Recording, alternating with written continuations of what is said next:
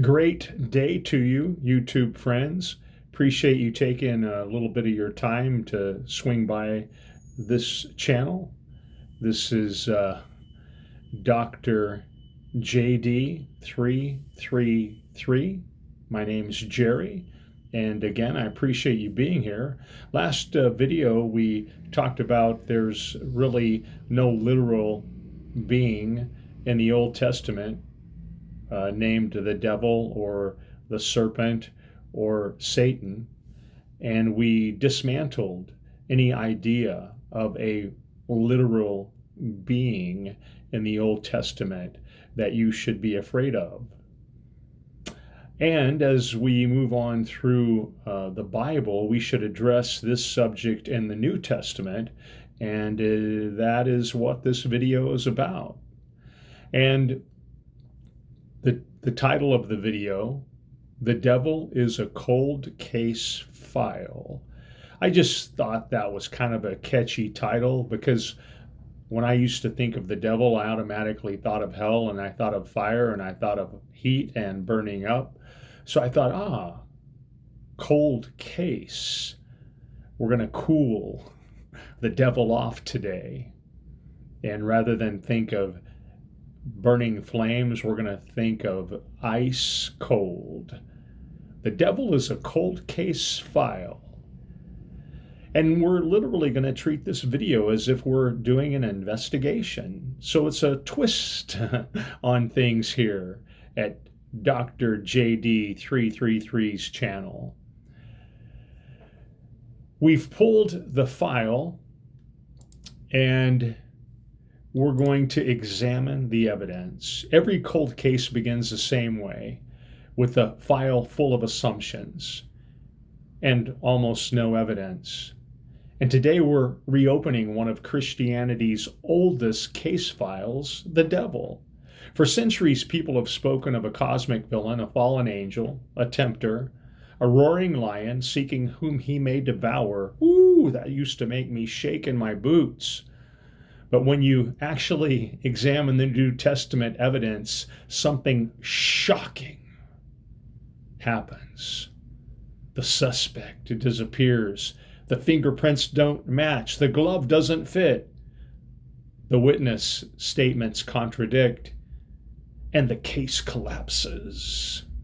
This is the cold case of Satan, Lucifer, Beelzebub, the devil, Diablos. And today we're closing it for good. Let's take a look at Exhibit A. Satan means adversary, accuser, opponent. Devil means slanderer, false accuser. These are roles, not beings. The Old Testament Satan is used for human enemies, angelic messengers, political opponents, and even God acting as an adversary. So when the New Testament uses Satan or devil, the investigator must ask, who is acting as this adversary here? Not which cosmic villain is this? Already the case is shaking, it's wobbling. Case Exhibit B, the temptation of Jesus. The wilderness temptation is one of the most cited devil sightings in the New Testament.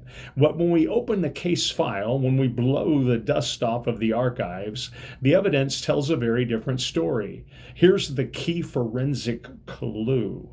Pay attention. This is documented evidence coming from a historical document about 2,000 years old plus. Matthew 4:8, KJV. Again, the devil taketh him up into an exceeding high mountain, and showeth him all the kingdoms of the world. A mountain high enough to see all kingdoms. Instant global visibility. That's not geography. That's vision literature. The same genre used by Ezekiel, Daniel, and Zechariah. This is a symbolic scene, not a historical encounter with a cosmic villain. So, what is the adversary here? To answer that, we have to understand the messianic expectations pressing on Jesus at the time. Number one, Israel expected a provider king, a Messiah who would repeat Moses' miracles, bread in the wilderness, supernatural provision. So the adversarial voice says, turn these stones into bread. Be the Messiah they want, not the one you are. Number 2, Israel expected a temple sign king, a Messiah who would perform dramatic signs at the temple to prove divine favor. So the adversary's voice says, cast thyself down, give them spectacle, give them proof, give them religion. Number 3, Israel expected a military king, a Messiah who would overthrow Rome and rule the nations with a sword.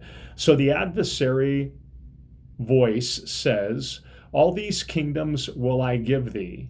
Take the throne the easy way, skip the cross, choose power over sacrifice. These 3 temptations are not random. They are the exact messianic expectations of first century Israel: political, nationalistic, militaristic, and temple-centered. The devil in this scene is the adversary putting pressure on Jesus based on Israel's false expectations personified for dramatic effect.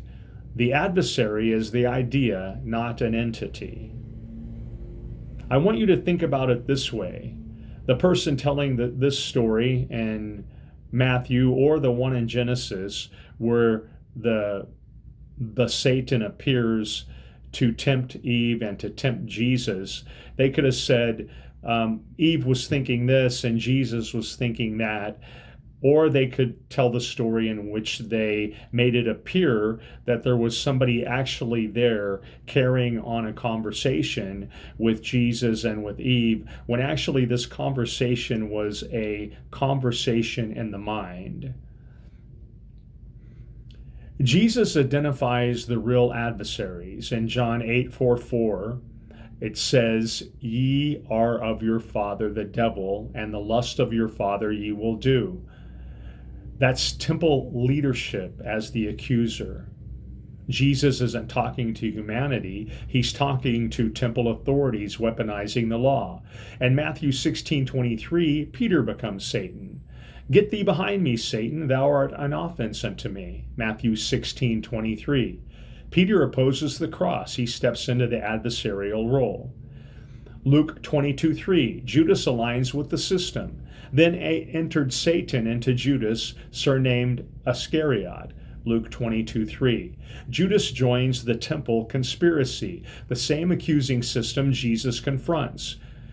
Case note, every Satan here is a human, institutional, or ideological, never ontological. Case Exhibit D, Paul's letters. Paul never blames the devil. He names the law as the accuser, the flesh as the battlefield. Paul's conflict is internal and covenantal, never cosmic. Case note, Paul's theology has no room for a devil being. Case Exhibit E, Peter and James, 2 more devil sightings. Before we move into Revelation, the final apocalyptic evidence, 2 more verses must be examined. Peter's roaring lion in 1 Peter 5:8. Be sober, be vigilant, because your adversary the devil as a roaring lion walketh about, seeking whom he may devour. Peter is writing during Nero's persecution. Christians were being slandered, accused, arrested, socially devoured, economically ruined, politically hunted. The roaring lion is Rome's persecution and their machinery doing the persecution, not a cosmic monster. Peter uses simile, not ontology, as a roaring lion, metaphor, not metaphysics. The adversary is the persecuting system. The devouring is imprisonment, execution, social destruction, legal accusation. Case note, Peter is warning about Rome, not a demon, not a devil. In James, he commands, resist the devil. Submit yourselves therefore to God, resist the devil, and he will flee from you.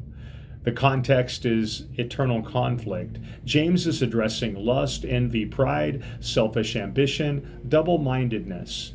Devil equals slanderer, accusation, division. Diabolos means slander, accuser, divider. And James is saying, resist the accusing, divisive impulse, and it will flee. The adversary is psychological and relational, not a cosmic villain. Case note, James is addressing human behavior, not supernatural entity. Case Exhibit F, Revelation, the apocalyptic drama. Revelation's dragon, serpent, devil, and Satan represent the Old Covenant's accusing power, Rome's persecution, apostate Israel's leadership, collective opposition to the Lamb. The key line, for the accuser of the brethren has been cast down. That's Revelation 12:10. The accuser is the law-based system of condemnation. Case note, Revelation's devil is a symbol of collapsing covenantal world. Case Exhibit G, Revelation 20, the final verdict. The 1,000 years, symbolic, never literal. The binding, neutralizing the old covenant's accusing power. The loosening, final surge of persecution before AD 70. The lake of fire, and the devil that deceived them was cast into the lake of fire. Revelation 20:10. Symbolic destruction of the beast, the false prophet, and the devil. The beast is Rome, the false prophet is apostate Israel, the devil is the old covenant's accusing function. All three are systems, not entities. After AD 70, the devil disappears from the New Testament. Now here's our smoking gun. It's Romans 16:20. And the God of peace shall bruise Satan under your feet shortly. If Satan was a cosmic villain, Paul would not say, God is about to crush him under your feet. This is covenantal judgment, first century timing, old covenant closure. Romans 16:20 is the final piece of evidence. Satan is a system. That system was about to be crushed, and once crushed, it would never rise again. Romans 16:20 basically closes this case. Romans 16:20 ties in with Revelation 20, when it says the beast and the false prophet and the devil were all thrown into the lake of fire, representing that they were destroyed forever, never to return. So even if there was a literal ontological being called Satan or the devil, he's gone and done based on fulfilled eschatology, because he was done away with in the Revelation letter, chapter 20, and also in Romans 16:20, he's been crushed under our feet. Now, there is no ontological devil, no literal being called the devil. The devil, Satan, those are titles, not a being. So, my point here is, even if he was a literal being, he's burned up and he's crushed. He exists no longer. So for even those that believe he existed for a time, the time is no longer. However, there was never a literal ontological being that existed in form. Satan is the accuser. It's an office that someone resides in, like the Pharisees and Rome and so on and so forth, the things that we've addressed in this video. So, case closed. Here's the summary. The devil never shows up to this hearing that we've just had. He's a no-show. After reviewing every witness's statement, every textual fingerprint, every historical clue, the conclusion is unavoidable. The devil is a cold case. No body, no motive, no fingerprints, no crime. Just a role. The adversary played by the law, the flesh, Rome, apostate Israel, human opponents, internal temptation, covenantal structures. And when the old covenant ended, the adversary's role ended with it. Case closed. Final verdict. The freedom of a devil free gospel.